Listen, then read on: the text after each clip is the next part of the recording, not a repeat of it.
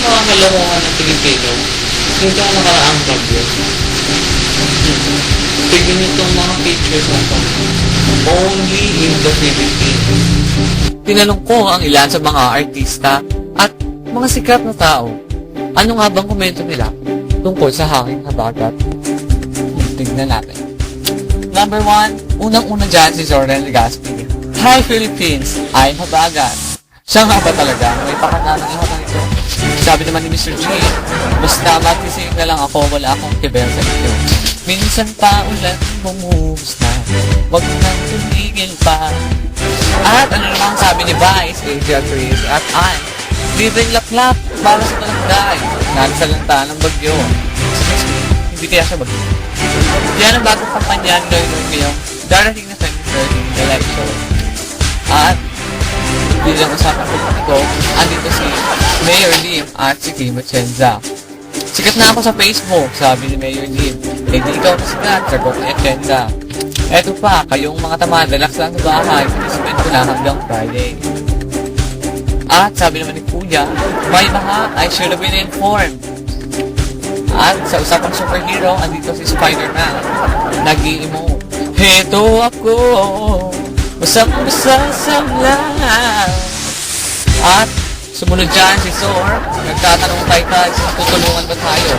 Niloloko daw kasi natin siya sa entry. Calculator, escalator, lahat-lahat na, ikaw na sir. At ano namang sabi ng couple na ito na nagpakasali sa gitna ng baha. Ang salay. At ang effort ni Kuya na sayang dahil binasket ko siya ng kanyang girl. Kawawa naman. Sige, laki pa. Wow, ang sosyal ang Pilipinas dahil naligaw dito sa mundo at nagsama mga ng kanyang katropa.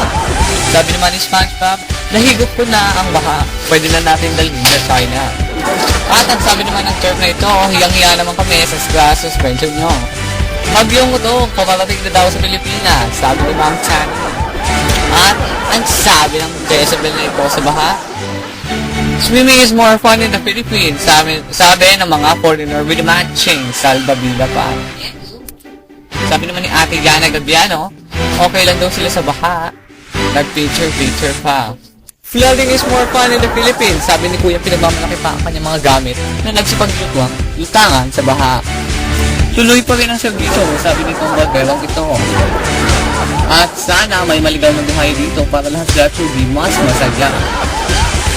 Dapat magsiguro, dapat laging alerto. I am ready, sabi ni Kuya. Kaya ayan, bumili na siya ng kabaong niya para pag nagtuto siya, ready siya. Samantala, itong batang ito, piling Titanic ang drama. Tuloy pa rin ang naklakan, umulan tumagyo, kaya na natin yan. Milo, everyday. Wala ni Kuya. Maging pambata sa Olympics, no? Wala pa rin, sige, laro pa rin, pistahan to, carry natin yan. Samantala ang sapatos ng Kuya, talong-talong ang sapatos, hindi yung gaga.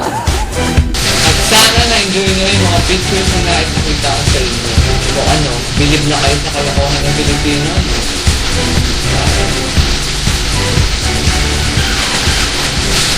So, I hope you guys subscribe to my channel, share, like, and leave a comment to this video of what you think. Follow me on Twitter at StarJohnny1 and like my page on Facebook for any update. Thanks for watching.